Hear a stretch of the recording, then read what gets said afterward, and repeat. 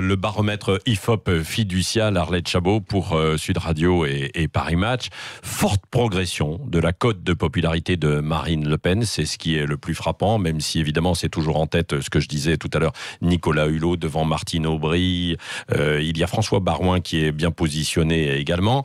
C'est en tout cas la meilleure performance depuis le début du quinquennat de la présidente du Front National qui gagne 8 points de bonnes opinions avec 36% qui la situe à la 20e place du classement des personnalités. Derrière quand même encore Emmanuel Macron.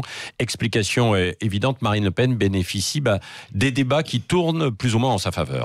Si vous voulez, un mois de débat sur l'islam, le voile, le communautarisme, la radicalisation jusqu'au terrorisme, tout cela agité par les politiques et les médias, forcément, le Rassemblement national ne peut que profiter de cette séquence. J'ajoute l'immigration, dont le chef de l'État a demandé en septembre au gouvernement de se saisir dans la perspective du rendez-vous de 2022 et le plan pour reprendre le contrôle, formule utilisée par le Premier ministre la semaine dernière, laissait d'ailleurs entendre que ce contrôle des flux migratoires avait été perdu. Alors, qu'on comprenne bien, je ne dis pas qu'il ne faut pas parler, et personne ne dit qu'il ne faut pas parler d'islam, d'immigration. Au contraire, il faut traiter les sujets, mais il faut savoir qu'au moins dans un premier temps, ce moment est favorable au Rassemblement national. J'ajoute que Marine Le Pen manœuvre plutôt bien. Elle s'est démarquée au moins sur la forme de l'opération Julien Audoul au Conseil régional de Bourgogne.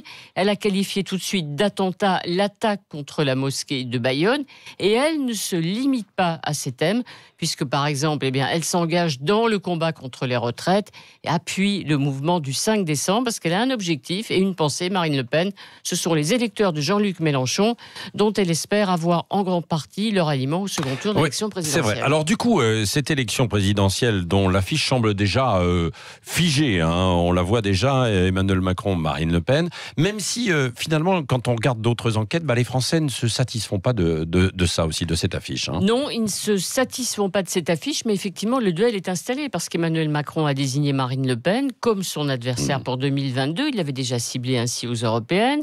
Marine Le Pen, de son côté, répète que le seul clivage pertinent aujourd'hui est entre mondialistes et patriotes.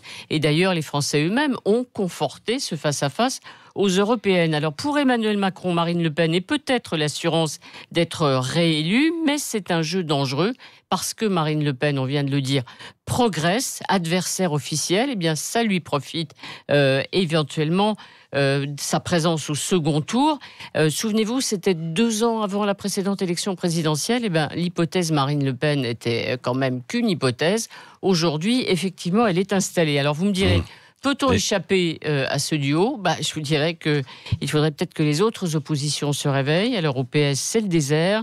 À LFI, on se divise avec un Mélenchon qui trouble. Les Républicains bougent un peu avec François Baroin. Mais il faudrait qu'il se trouve vraiment un programme des idées. Seuls les Verts, effectivement, apparaissent pour pouvoir peut-être troubler ce face-à-face avec un Yannick Jadot en hausse. Alors si vous êtes totalement désespéré, vous dites « je ne supporte pas ce duel », simplement, consolation, jamais les duels annoncés en avance, vous savez, n'ont eu lieu, ni Hollande-Sarko en 2017, ni Chirac-Jospin en 2002. Oui, voilà, ça c'est vrai. Preuve. Oui, ça c'est vrai. Parole d'Arlette Chabot, évidemment, ce matin, qui reviendra tout à l'heure à 9h moins le quart pour le petit déjeuner de l'actualité, avec la politologue Virginie Martin et Elisabeth Lévy. Et je précise, c'est vrai, Arlette, vous le disiez, que en tête, il y a Nicolas Hulot, et derrière, alors, les socialistes sont à la rue quand on voit le parti, etc. Et pourtant, 2e place, Martine Aubry, 3e, Ségolène Royal, devant Nicolas Sarkozy et François Baroin, qui est 5e, et ensuite Jean-Yves Le Drian, François Hollande, Bernard Cazeneuve. Toutes ces personnalités qui ont quand même la cote. Ils ont la cote quand ils ne sont plus aux affaires. Voilà, je veux dire, ils sont plus aux affaires. On retient même si Martine Aubry peut être candidate à la mairie de Lille. N'oubliez pas, elle est sortante. Donc on verra si elle monte. Et Ségolène Royal n'a pas dit son dernier mot. Et Ségolène Royal y pense, mais elle est encore très loin. Merci Arlette Chabot.